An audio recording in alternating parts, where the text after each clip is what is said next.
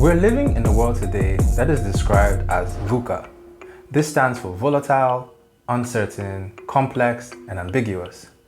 If you doubt that we're living in a VUCA world, just look at the impact of the COVID-19 pandemic and the various responses. The job process that you specialized in for 5+ years and studied 4 years to perform has suddenly been moved online, and your job description gets cut in half. Remote working has been made possible even in the most traditional and rigid institutions. Unlike before, where companies were seeking traditional roles such as finance managers, operational supervisors, and account managers, now new skills are being sought after such as blockchain developers, data scientists, and cloud computing experts. For businesses, the effects of globalization and the swift adoption of technology means the pace of change is non-stop and events occur at an unforeseen and unforgiving speed. The factors that got you to the top could be the very same factors that hold you back in a VUCA world. To survive and thrive, businesses need to have a mindset of growth and, more importantly, be agile. This is obviously easier said, because if you've operated in a traditional way for several years, how do you adopt an agile culture that doesn't resist change but works with it to break down barriers and execute at speed? This is what I'll talk about in this video, so stay tuned.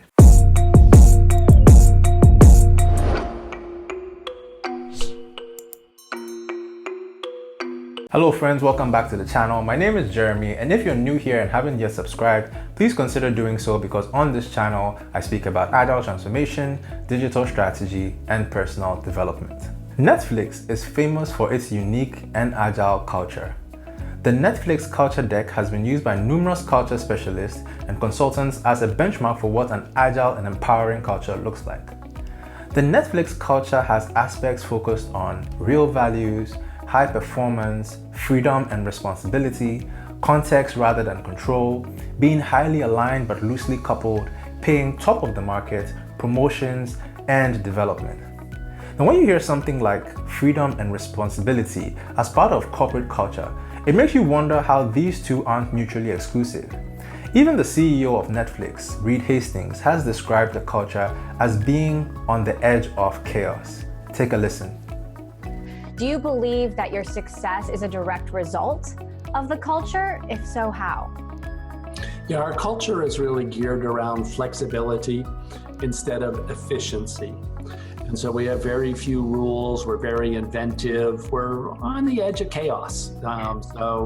That happens sometimes, but that helps you adjust. And we had to do a lot of adjustment coming from DVD by mail in the US.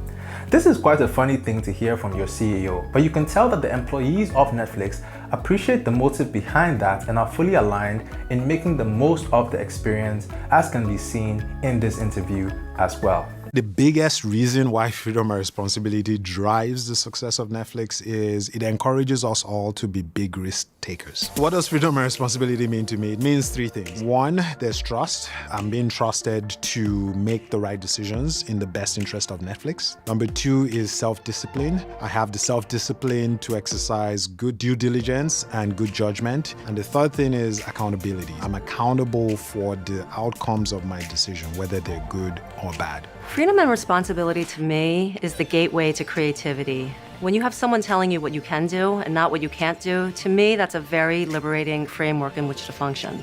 What I like the most about freedom and responsibility is I think it speaks to the intelligence of people. You're trusting people by default.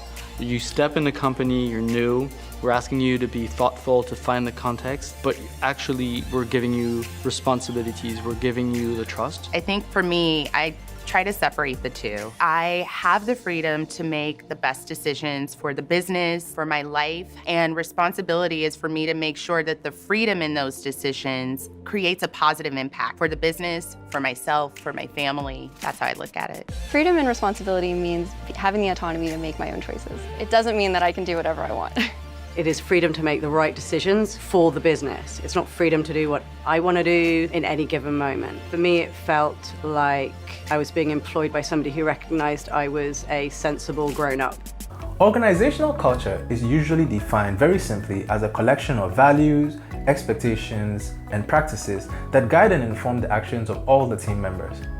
A great culture exemplifies positive traits that lead to improved performance, whilst a dysfunctional company culture brings out qualities that can hinder even the most successful companies.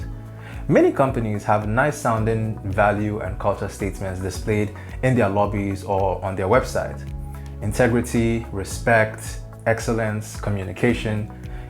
But even Enron, the famous energy company from the US, which went bankrupt from fraud and whose leaders were jailed, had these same values boldly displayed in their lobby. Obviously, these were not the actual values that were valued at Enron. We've seen it in recent times, even with some of the collapsed banks in Ghana who were victims of leadership mismanagement or corporate corruption. Most of these had integrity as part of their values, but evidently these values had not sunk into the bank's core culture. In the VUCA world, your culture cannot simply be some nice words showcased on your website, such as in the case of Enron. You need a truly agile culture that empowers people and enables growth and innovation. So let's start by defining an agile culture. An agile culture is about creating an environment that is underpinned by values, behaviors, and practices which enable organizations or teams or individuals to be more adaptive, flexible, innovative, and resilient when dealing with complexity, uncertainty, and change. Now, the Agile Manifesto sets out what is really valued in an agile environment versus in a traditional environment. Individuals and interactions over processes and tools, working software over comprehensive documentation, customer collaboration over contract negotiation, and responding to change over following a plan. Even though the manifesto was created to inform a better way to develop software in a VUCA world, many have adopted this and tailored it to support their own organizational culture.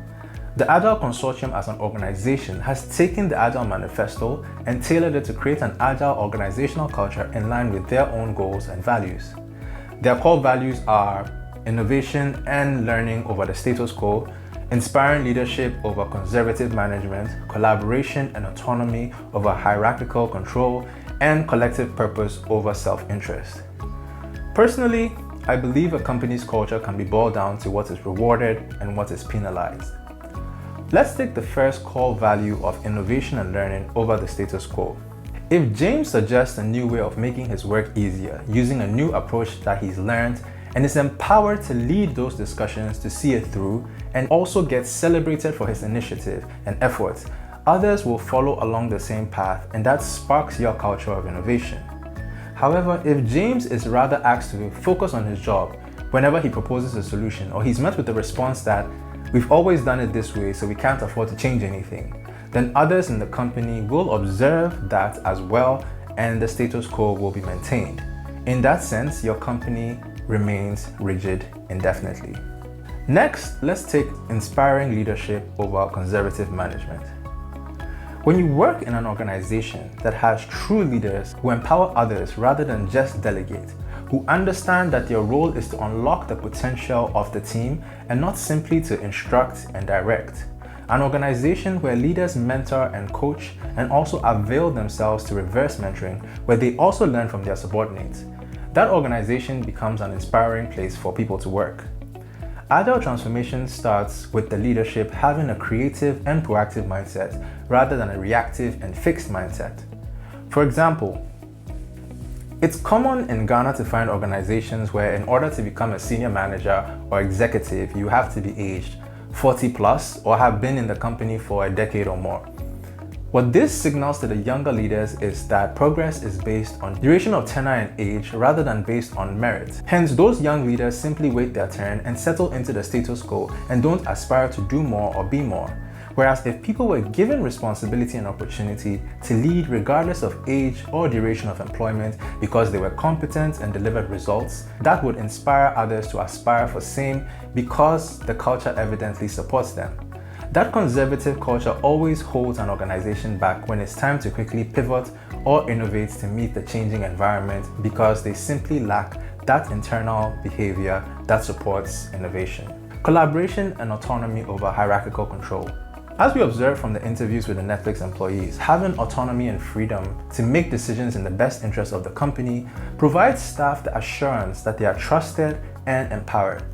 An agile culture is one in which teams are self-organizing and cross-functional. The employees have different functional expertise, all working toward a common goal.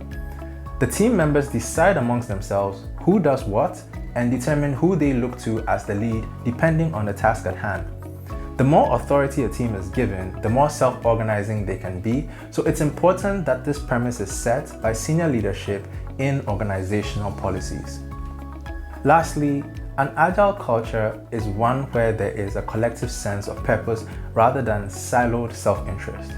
Traditional organizations typically have various internal departments that create their own objectives that may not directly tie into the overarching goals.